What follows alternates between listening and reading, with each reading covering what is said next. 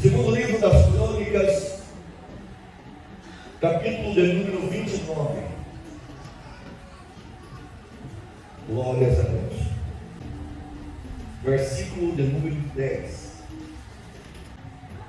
Agora tenho o propósito de fazer uma aliança com o Senhor, Deus de Israel, para que se desvie de nós o ardor da sua ira. Há uma tradução que fala: agora eu estou disposto a fazer um pacto com Deus, uma aliança com Deus. Há algumas traduções que dizem assim: agora eu estou resolvido a fazer uma aliança com o Senhor Deus de Israel. E quando se fala em aliança, em conservo, em pacto, é um contrato de pelo menos duas pessoas. Quando você vai fazer um pacto, uma aliança com alguém, um casamento é assim: você faz um pacto com outra pessoa. E na Bíblia Sagrada, meus amados irmãos, nós encontramos muitas pessoas, muitos personagens bíblicos fazendo pacto com Deus. Nós encontramos Adão fazendo pacto com Deus, Noé, Abraão, Moisés, Josué, Davi, Salomão, Ana. Então, quando se fala em aliança, quando se fala em pacto, quando se fala em conserto, significa que alguém está disposto, a partir daquele momento, a mudar a sua trajetória de vida. E aqui nesse texto que nós temos lido, quem disse essas palavras foi o rei Ezequias. Foi o rei Ezequias. E eu quero nessa noite ministrar com os irmãos sobre esse pacto que Ezequias fez com Deus, sobre essa aliança que Ezequias fez com Deus, sobre esse conserto que Ezequias fez com Deus. Mas o Espírito Santo me levou a esse texto e eu comecei a meditar na palavra desde manhã já, para transmitir para vocês, porque certamente, como diz o profeta Isaías, assim como a neve e a chuva desce do céu e para lá não torna, mas ela rega a terra e faz dar semente ao que semeia e pão ao que come, diz Deus, assim será com toda a palavra que sair da minha boca, ela não voltará para mim vazia, diz Deus. E eu tenho certeza que nessa noite Deus está interessado, irmão Daniel, em fazer alguns pactos com alguém aqui, alguns concertos com pessoas aqui. Se você veio nessa noite para ouvir a palavra, para adorar a Deus no culto, o mais importante é que você esteja predisposto a fazer um pacto com Deus hoje, uma aliança. Eu quero ministrar com vocês aqui, meditar com vocês em alguns minutos sobre 3 características da aliança de Ezequias com Deus. 3 características da aliança de Ezequias com Deus, 3 aspectos. E o primeiro deles, que eu percebo, a primeira característica aqui da aliança de Ezequias, é o inconformismo com a má situação dos seus dias. Ezequias, quando faz essa proposta aqui diante do povo, e algumas traduções ele traz aqui na primeira pessoa do plural, passamos nós na aliança com Deus. A minha tradução fala: eu vou fazer uma aliança com Deus.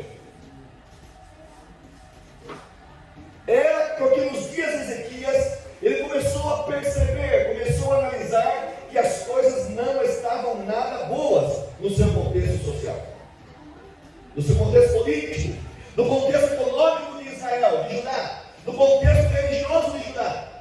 O reino de Israel já estava dividido, 10 tribos do norte e 2 tribos do sul. Ezequias era o rei da tribo do sul, do reino do sul. E agora, meus amados irmãos, ele assume o reinado. O pai de Ezequias foi um homem chamado Acás, um péssimo rei. Quando nós estudamos a história dos reis de Israel, mais ou menos no ano 1000 a.C., o reino era unido. Nos dias de Saul, nos dias de Davi, nos dias de Salomão, era unido. E o reino era forte, o reino era poderoso. Mas quando Salomão falece, o reino é dividido em 10 tribos de um lado e 2 tribos do outro lado. As 10 tribos ficaram chamadas o reino do norte, com capital em Samaria, e as outras 2 tribos, o reino do sul, com capital em Jerusalém. Ezequias então era um dos reis do reino do sul. Ele havia sucedido o seu pai, mas o seu pai, chamado Acás, foi um rei idólatra, irmãos. Foi um péssimo rei. A Bíblia diz que Acás, ele queimou incenso no vale de Nom, e ele, todo lugar que havia no reino lá, debaixo de árvore, no monte, no vale, ele construía ídolos para adorar aos seus ídolos. Um homem que teve uma ascendência lá de Davi também, de reis fiéis a Deus, de reis tementes a Deus. Ele começou a adorar esses deuses pagãos, deuses estranhos, e chegou um momento da sua idolatria que foi tão árdua, tão terrível, que ele queimou os seus próprios filhos em adoração aos seus deuses pagãos. Os irmãos de Ezequias foram queimados pelo próprio pai, que era o costume da gente pagã, da gente ímpia, das pessoas que não serviam ao Deus de Israel. E Acás então ele foi esse tipo de rei. A Bíblia diz que Acás, ele fez aliança com o rei da Síria. Ele fez aliança com o rei da Assíria também. Ele pegava os utensílios do templo de Salomão, do rei, do templo suntuoso, e doava aos reis inimigos. Ele foi um péssimo rei. O que mais ele fez? Ele doava sem o menor temor a Deus os utensílios da prataria, os vasos, as lâmpadas, os castiçais que havia no templo. Ele doava para os outros reis ímpios. E o que sobrava, sabe o que fazia? Despedaçava, quebrava, estragava. Foi nesse contexto que Ezequias assumiu o reino hoje. O que Acás fez nos seus dias? Ele fechou a porta do templo. Ele mandou os sacerdotes para casa. Ele mandou os levitas para casa, os músicos para casa, os cantores para casa. Ele não estava interessado nem um pouco em adorar a Deus, em sacrificar a Deus. Ele estava interessado sim em sacrificar aos deuses estranhos. A situação de Israel, a situação de Judá era essa. Quando Ezequias assume o trono, mas Ezequias ele faz uma proposta e não se conforma com a situação. Ele fala: não, a minha gestão vai ser diferente. Eu estou disposto a que eu vou fazer uma aliança com o Deus de Israel. O meu negócio é com Deus. O meu negócio não é com meu pai, pagão, idólatra, não. Eu vou fazer diferente. Eu vou fazer um pacto com Deus. Eu não vou me conformar com a má situação que nós estamos vivendo, porque aqui é um reino que lá no passado servia ao Deus único e poderoso, ao Deus de Abraão, de Isaac e de Jacó. Não importa que todos estejam desviados, estejam afastados da presença de Deus, comigo vai ser diferente. Como está a sua situação diante de Deus, com a má situação que nós estamos vivendo em nossos dias? Paulo, nos Efésios Romanos, ele fala: não os conformeis com este mundo, mas transformai-vos pela renovação do vosso entendimento, para que saibais qual seja a boa, perfeita e agradável vontade de Deus para as suas vidas. Muitas vezes nós também fazemos tanta coisa errada, tanta impiedade, tanta idolatria, que parece que tudo normal, né, meus filhos? Tudo normal. Ah, meus amados irmãos, me perdoem se eu for delicado com as palavras. Parece-nos que é normal hoje em dia algumas pessoas que se dizem evangélicas e crentes, eu não sei quem foi, mas eu sei que foram, e participaram de um show lá no aniversário da cidade, do cantor sertanejo, da cantora sertaneja, põe uma bota, põe um chapéu, põe uma bombacha, põe uma sei lá o quê. E o pastor amigo meu, você estava trabalhando lá, quem estava trabalhando? Ele falou: Agenor, mas você é tanto crente lá. Perdoe a minha ignorância, irmãos, porque de repente a gente sai rápido, né? Mas você sabe, você participar de um show lá na festividade da cidade, de um cantor pagão, um cantor mundano, você está se conformando com ele. Não, mas esse aqui não, eu não me conformo com a situação. É meu pai, na verdade, mas eu não vou seguir os passos do meu pai. Será que é um ambiente adequado para o servo de Deus? Ah, não, porque meu pai vai, meu pai fez, meu pai. Não, mas Deus te trouxe aqui nessa noite, nos trouxe aqui nessa noite. Se nós quisermos ter um futuro de vitória, de bênção diante de Deus, de autoridade diante de Deus, Ele quer que façamos uma aliança com Ele hoje. Ezequias, ele não se conformou com a situação dos seus dias. Eu vou fazer uma aliança com Deus. Eu estou resolvido. Eu tenho propósito de fazer uma aliança com Deus. A primeira característica da aliança de Ezequias foi essa: inconformismo com a má situação dos seus dias.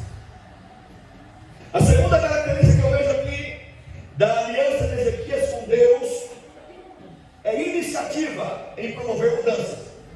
Porque não adianta nada se conformar e não mudar, né? Já viu isso?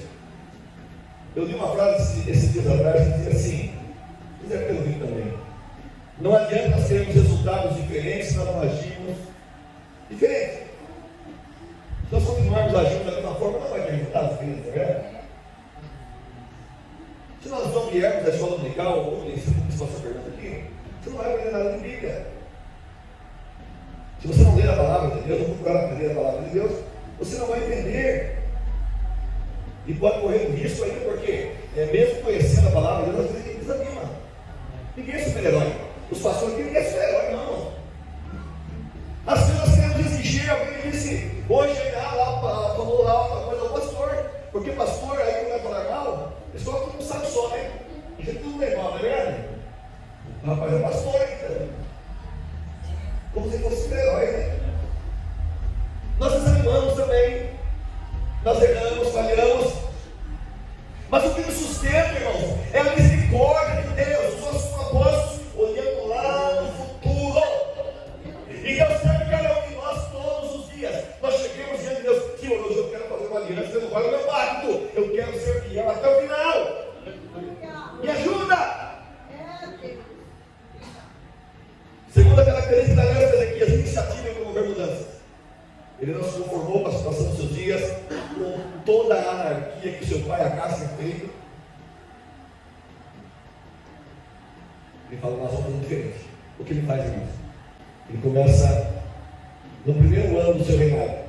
E olha que ele era rapaz novo, começou a reinar, 25 anos de idade. Tem alguém aqui que tem 25 anos de idade, um jovem? Mais ou menos? Você não é, 53 anos. Você conhece algum jovem de 25 anos de idade? Todos conhecemos, né? Você tem 25? Não é claro? E quem já viu Gabriel, diferença? Olhem para o Gabriel, irmãos. Só para você ter uma ideia. Obrigado, Gabriel. Obrigado, pode sentar. Ezequias, quando assumiu o reinado, tinha mais ou menos a idade do Gabriel. Rapaz novo, né? Mas ele falou assim: eu vou fazer um pacto com Deus, uma aliança com Deus. E já no primeiro ano, sabe o que fez? Ele abriu as portas da casa de Deus. O pai dele tinha fechado, não, vamos abrir a porta da casa de Deus. A Bíblia é tremenda, né? Eu não gosto de explicar essa Bíblia. Os nossos pais, diz Ezequias, eles viraram as costas para Deus, mas nós vamos nos apresentar diante de Deus. Os nossos pais apagaram a lâmpada no templo, nós vamos acender de novo. Os nossos pais deixaram de adorar a Deus, mas nós vamos adorar de novo. Eles chamam os sacerdotes, chamam os levitas, a praça oriental da cidade. Depois, se você está conferindo o que eu estou falando, você vai ter que ler 2 Crônicas 28 em diante, segundo livro das Crônicas, capítulo 28 a seguir, ou também segundo livro dos Reis, capítulo 18 a seguir. Tudo que eu estou falando está lá, viu? Eu confesso também. Eu postei uma mensagem lá na internet, eu tenho um canal no YouTube, umas mensagens. A Genor Monteiro, ele lá e se inscreva. Aí, pastor Luiz, eu estava falando sobre o seio de Abraão, né? No Atos. Aí eu coloquei lá um shorts, né? Um pedacinho da mensagem, eu coloquei lá. Aí hoje eu coloquei lá uma mensagem onde está na Bíblia Eles ficaram no 16, a partir do capítulo 19, versículo 19. E as pessoas querem saber o que está na Bíblia, né, pastor? E se você falar que não está na Bíblia, é complicado. Então, tudo que eu estou falando está aqui na palavra de Deus. Aí eles falou o seguinte: nós vamos louvar Deus de novo. Você que está com a sua arma parada na casa, com o seu símbolo, com o seu teclado, nós vamos memorizar com a sua flauta, traz de novo, porque a casa de Deus vai se abrir de novo para você celebrar com Deus. Ezequias faz essa reunião na praça da cidade. E ele falou o seguinte: o templo está abandonado, está sujo. Nós vamos tirar todo o lixo que está dentro da casa de Deus. Eu acho incrível isso, que a casa de Deus está abandonada por causa da casa. A casa foi tão ruim mesmo, anjo, que quando ele morreu, nem colocaram ele nos sepulcros dos reis digitados. Sepultaram no lugar. Você vai encontrar isso lá no livro das Crônicas, capítulo 28, lá no finalzinho. Era bom homem, né? Ele abandonou a casa de Deus. Um rei que deveria conduzir o povo à verdade. Aí Ezequias fala assim: nós vamos tirar todo o lixo da casa de Deus. De fato, o lixo Deus teria lá quando ela era velha. Aí os sacerdotes começaram a limpar o templo. 1 dia, 2 dias, 3 dias, 5 dias, 16 dias tirando o lixo dentro do templo. 16 dias tirando entulhos de dentro do templo. Eles pegam todo esse lixo. A Bíblia diz que eles vão lá no ribeiro de Cedron para queimar tudo. E sabe o que está lá também, irmãos? Você se lembra daquela serpente que Moisés havia levantado lá no deserto, quando estava no Êxodo? Você lembra disso? Aquela serpente lá no Êxodo, que o povo de Israel, quando estava saindo do Egito, foram mordidos por cobras. E aí o povo estava morrendo, estava enfermo. Deus fala para Moisés: faz uma serpente de bronze e levanta essa serpente. E quando as pessoas foram picadas pelas cobras, olharem para essa serpente de bronze, elas serão curadas. Aquela serpente de bronze era um tipo de Cristo, porque o próprio Jesus falou lá no Novo Testamento, dizendo assim: assim como Moisés levantou a serpente no deserto, assim importa que o Filho do Homem seja levantado sobre a terra. E quando ele for levantado, atrairá a si a muitos. Agora o que acontece? Deus havia dado aquela ordenança para Moisés lá atrás. O povo começou a idolatrar a serpente. 700 anos, quase 1000 anos. A serpente chamava Neostã. Aí quando foi tirar os entulhos de dentro do templo, a Neostã estava lá também, a serpente. Ezequiel falou: leva tudo para queimar tudo isso aí. Eu sou para adorar só a Deus esse dia. Vamos ficar na ligação para adorar só a Deus. Só ele de louvor, de adoração, porque só Ele é o Deus vivo e poderoso. O nosso Deus é poderoso, irmão. Primeira característica da aliança: inconformismo com a máxima dos dias. Segunda, iniciativa em promover mudanças. É o que Ezequiel fala. Mas começa a limpar tudo. E falou o seguinte: nós vamos celebrar a Páscoa de novo. Vamos celebrar a Páscoa de novo. Chama o sacerdote, chama o levita, marca o início da festa da Páscoa. Fazia muito tempo que não celebrava mais. E o que eu acho interessante, irmãos, o detalhe da Bíblia, que ele mandou convidar todo mundo, até o reino do norte. Vocês perceberam que eu falei no princípio que Ezequiel era o rei do reino do sul? As tribos estavam divididas. Mas quando ele vai celebrar a Páscoa, ele fala assim: convida todo mundo. Interessante isso aqui. Sabe por quê? Nós estamos tentando me comunicar. Não tem divisão entre nós. Não pode ter divisão entre nós. Ah, não, agora eu pastor Luiz Fernando para lá, eu não vou cooperar mais na igreja. Eu gostava do tempo do pastor A, do pastor B, do pastor X. Ah, não vou cooperar mais na missionação, porque agora é a irmã Maria que é regente. Jovens, agora é o. O Tiago que é regente, por exemplo. Dando exemplo. A quem você adora? A Deus? Deus não opera criar divisão. Eu estou muito feliz aqui nessa vez, sabe por quê, pastor Luiz? Eu estou vendo uma igreja em comunhão. Uma igreja que está quase cheinha, né? Eu tenho certeza que nos próximos anos vai ter mais gente ainda. Porque você vai se lembrar daquela pessoa que você está relacionado aí, ó. e não está aqui hoje. Aquele seu primo, sua prima, seu sobrinho, aquela pessoa que cantava no gesto, né? Que não está aqui mais. Você foi visitá-la? Ah, não, o pastor não foi. Mas não é como o pastor tem que fazer, é você também.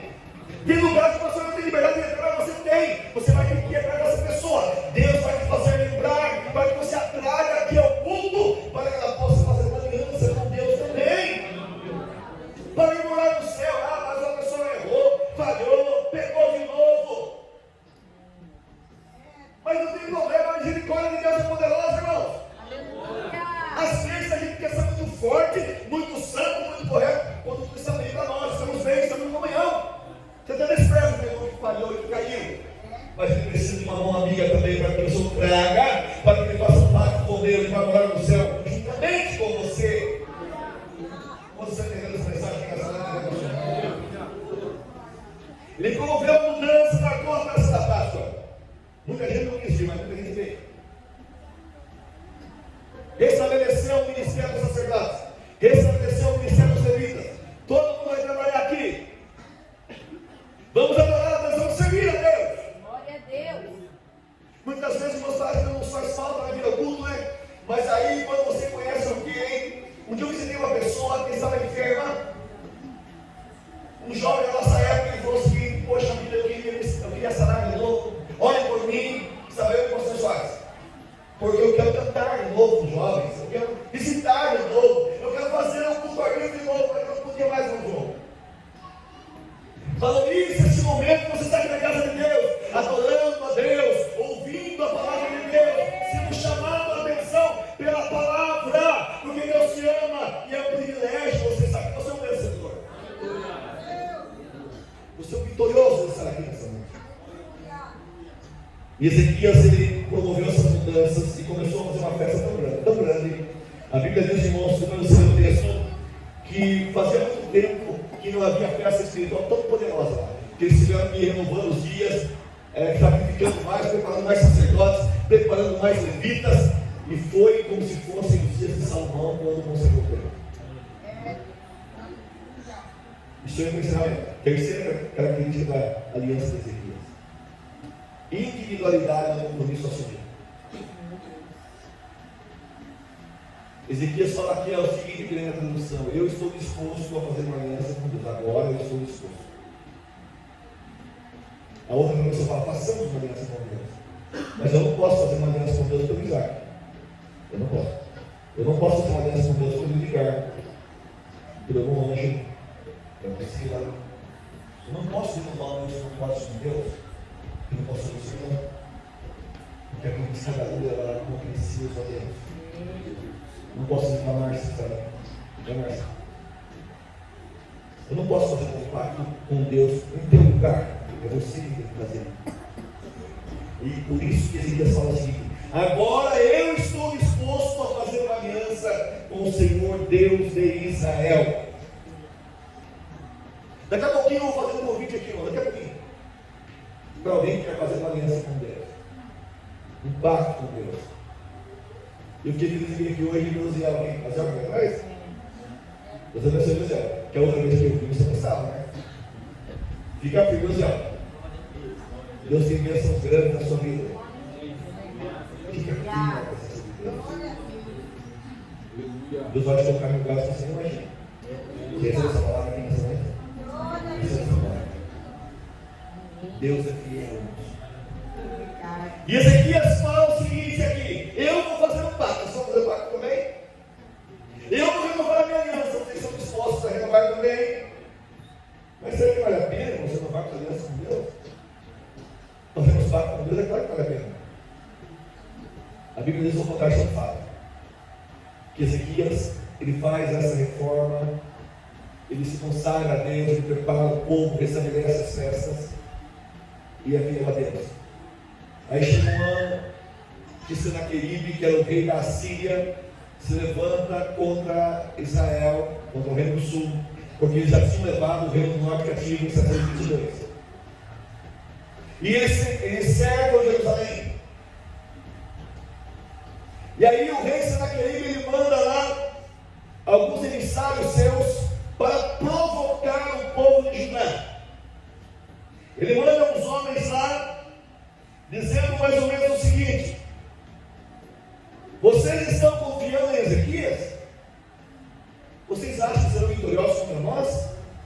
nós já não levamos o reino do norte cativo, nós estamos aí vencendo todos os inimigos da região aí, vocês também estão uma vez.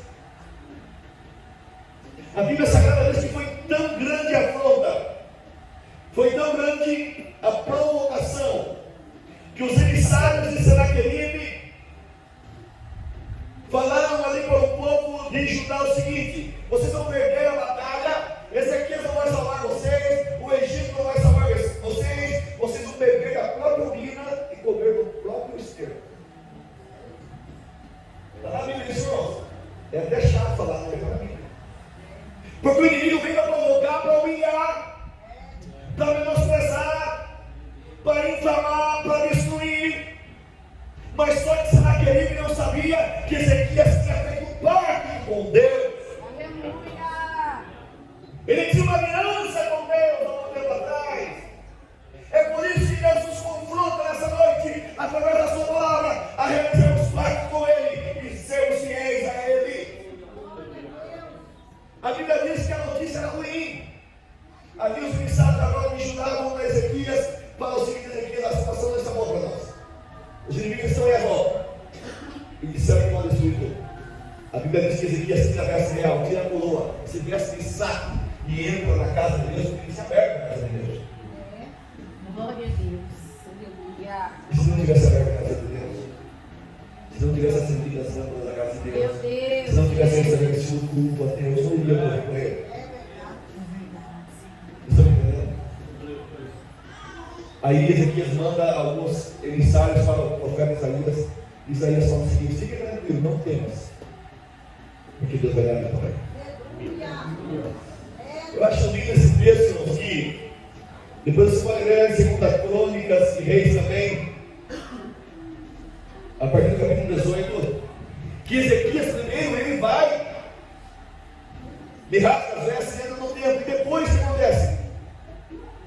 O rei da Síria precisa ir numa outra batalha, num outro confronto. Os seus emissários vão lá e falam o seguinte: Ezequias está resistindo lá. Aí o rei Senaqueribe, né, que tinha visto e tinha crescido vendo seu pai Tiglat-Pileser fazendo o que ia com o pai de Ezequias, que era Acaz, que a Acaz era freguês do rei da Síria, né? Desviado. Estão entendendo? O pai de Ezequias, que era Acaz, vivia perdendo batalha com o rei da Síria, que é o pai de Senaqueribe. A Bíblia diz, irmãos, que daí o que acontece? Senaqueribe manda uma carta para Ezequias: vamos destruir, só que você não entende. Deus e vocês não vão fazer nada para vocês. Nem sirvam esse Deus. Esse Deus que vocês dizem que servem, ele vai dar vitória para mim, disse o inimigo. Assim como ele deu vitória contra os demais da região aqui, vão vencer vocês também. Aí a Bíblia diz, irmãos, que Ezequias que vai diferente. Ele, quando recebe a carta no meio dos mensageiros, ele sobe à casa de Deus, ele pega a carta na fronta e entra na casa de Deus de novo. Estão entendendo? Ele só apresenta a carta de Deus para você. Eu acho esse texto muito demais. Porque às vezes você recebe uma ameaça, né, uma afronta, você vai lá para a internet, né? E reclama para todo mundo. E fala que está sendo desfeito, fala que está sendo traído, que está sendo invejado, que está sendo perseguido. E muita gente não tem nada a ver com isso, mas vai percebendo aí, né? Eu estou com vergonha. Mas Ezequias faz o seguinte: ele pega a carta e entra na casa de Deus. Sabe aquela fonte que está recebendo? Aquela injustiça, aquela perseguição, trabalho às vezes. Aquela circunstância que você está vivendo de perseguição sem causa, de injustiça, apresenta diante de Deus nessa noite. Ezequias fez isso, apresentou diante de Deus. E agora, mais lindo que eu acho, irmãos, que ele não mandou ninguém falar com Isaías, mas Deus revela para Isaías onde ele estava e fala manda mensagem para Ezequias e fala o seguinte: ó, avisa Ezequias que aquele negócio do rei Senaqueribe, Deus já viu. Aleluia! Glória a Deus! Deus está vendo todas as coisas. É verdade. Deus conhece o seu sentar, o seu deitar, o seu pensar aqui nessa noite. A Bíblia diz que Isaías fala o seguinte: fica tranquilo, porque eu vou mandar um certo rumor lá para Senaqueribe, ele não vai entrar na cidade. Não vai ter uma flecha dentro de Jerusalém, porque eu vou tomar providências de Deus através de Isaías. E fala de novo, não vai entrar, não vai avançar. No mesmo caminho que ele veio, ele vai voltar para a casa dele. Eu vou pôr um anzol no nariz dele e vou trazer ele para a casa dele. E a Bíblia diz, irmãos, que o certo humor que Deus mandou, nossa, foi só um anjo à noite. Um anjo à noite que Deus mandou. E 185.000 soldados e caciques foram mortos pelo anjo. O exército aqui não precisa fazer nada. Meu Deus. Porque Deus leu a carta da prova. Vale a pena fazer pacto com Deus ou não vale? Vale a pena persistir no caminho da dificuldade, na luta, na perseguição, na incontenção, nas injustiças. Às vezes falavam que fica sabendo que nos afrontam. Deus. Fica firme, olha para Deus, a palavra, prega a palavra. Jesus. Não deixe que palavras se viram. É só de você. Se eu fosse tocar um pouquinho, eu vou ser segundo de ficar com o seu filho. É muita coragem. Mas Deus está sabendo todas as coisas. Eu quero que você fique bem necessário por isso. A primeira característica da aliança que as fez, sabe qual foi? Inconformismo com as nossas vidas. A segunda, iniciativa para promover mudanças. Tem que mudar. E a terceira, individualidade com compromisso social. Eu quero fazer um apelo aqui nessa noite